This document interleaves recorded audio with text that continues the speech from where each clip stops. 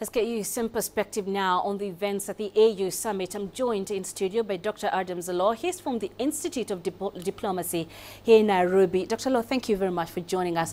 So interesting developments this morning from Kigali. The vote has been suspended and we now are facing a likelihood of a new list being drawn up, including now ECOWAS, because it was saying they needed somebody from that region. So who do you think is the most likely candidate to get the chairmanship of the AU Commission?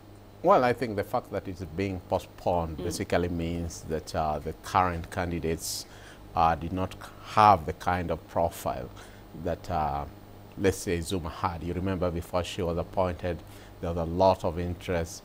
Jinping was defending the position. She had a profile from South Africa, and therefore delegates basically knew who they were voting for. If you look at the three who were there, the Foreign Minister of Botswana, the Foreign Minister of Equatorial Guinea, and the Ugandan nominee, then basically people don't really know much about them. So you started seeing a situation in which people were talking about the country's democracy and things like that. So to ask who will be appointed, I think we first have to see who are going to be the nominees. But one thing is for sure, that our high-profile candidates are now going to come on board, and then from then we can be able to make prediction. Okay, so the current chair is now, her term comes to an end, was supposed to now step aside. So what happens next up until, say, January at the earliest, when we are likely to have this vote back on the table? What's likely to happen? Is she likely to continue on, or is the deputy likely to take on? A lot is going to depend on the deliberations, because if you go by the strict timelines and legal provisions, then basically she would have to leave office.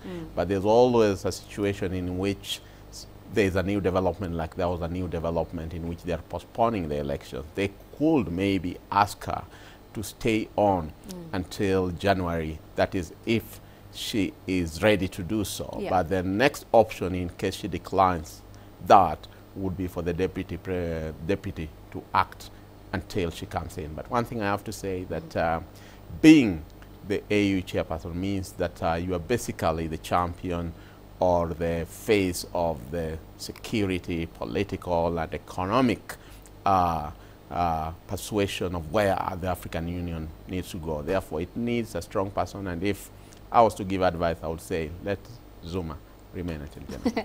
Okay, so another huge development was, of course, the Morocco announcing it wants to rejoin the African Union. What's the significance of that?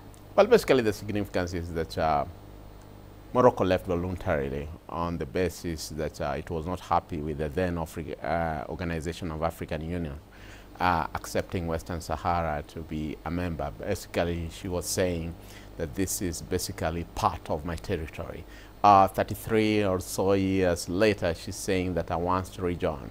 It could only mean one thing, that the African Union has grown in stature, and Morocco, not being part of it, feels that there are some advantages that have not gone her way because of her non-membership. And I think that for goodwill purposes and going forward, if she comes without any conditionalities on her joining insofar as Western Sahara is concerned, she'll be admitted. Okay, we shall see how that plays out. Dr. Adam Zalo, always a pleasure having you here in studio. Thank you.